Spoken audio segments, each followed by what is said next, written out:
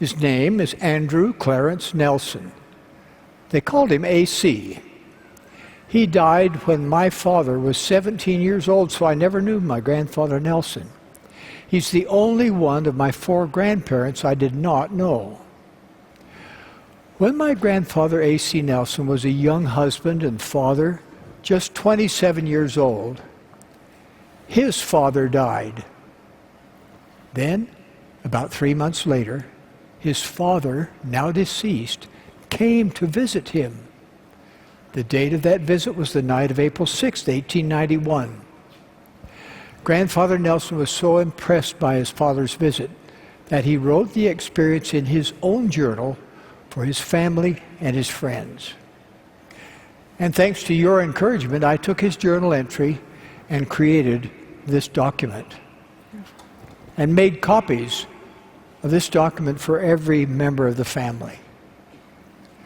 Listen to my grandfather's words about that sacred experience. I was in bed when Father entered the room. He came and sat on the side of the bed. He said, "Well, my son, as I had a few spare minutes, I received permission to come and see you for a few minutes. I am feeling well, my son, and have had very much to do since I died." "What have you been doing since you died, Father?" "I've been traveling together with Apostle Erastus Snow ever since I died, that is, since 3 days after I died. I received my commission to preach the gospel. You cannot imagine, my son, how many spirits there are in the spirit world that have not yet received the gospel. But many are receiving it, and a great work is being accomplished. Many are anxiously looking forth to their friends who are still living to administer for them in the temples. I've been very busy in preaching the gospel of Jesus Christ." "Father, can you see us at all times, and do you know what we are doing?" "Oh, no, my son. I have something else to do. I cannot go when and where I please. There is just as much and much more order here in the spirit world than in the other world.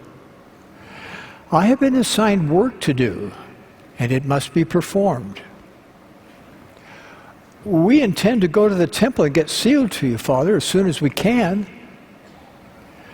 "That, my son, is partly what I came to see you about. We will yet make a family and live throughout eternity." "Father, is it natural to die?" "It is just as natural to die as it is to be born, or for you to pass out of that door." And here he pointed at the door. "When I told the folks that I could not last long, it turned dark, and I could not see anything for a few minutes. Then the first thing I could see was a number of spirits in the spirit world. The paper you gave me, my son, is dated wrong, but it makes no particular difference. Correct records are kept here." I can't tell you how many times that statement from your great-grandfather has helped me with my family history research. Sometimes 2 people by the very same name can live in the very same town around the very same time period. It can be almost impossible to figure out who is who. However, with your great-grandfather's statement ringing in my ears that correct records are kept on the other side, I do the very best I can, and then I move on. I'm glad that my great-grandfather's visit has helped you, Andy. Thanks. Now here's a little bit more.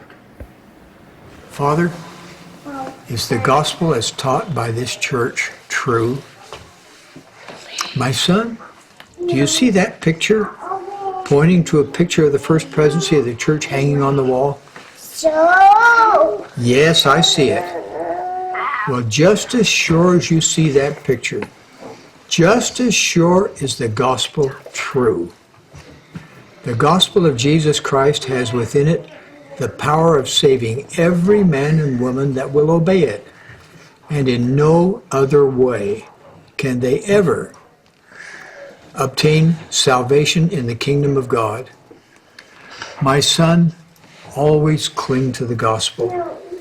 Be humble, be prayerful, be submissive to the priesthood, be true, be faithful to the covenant you have made with God. Never do anything that would displease God.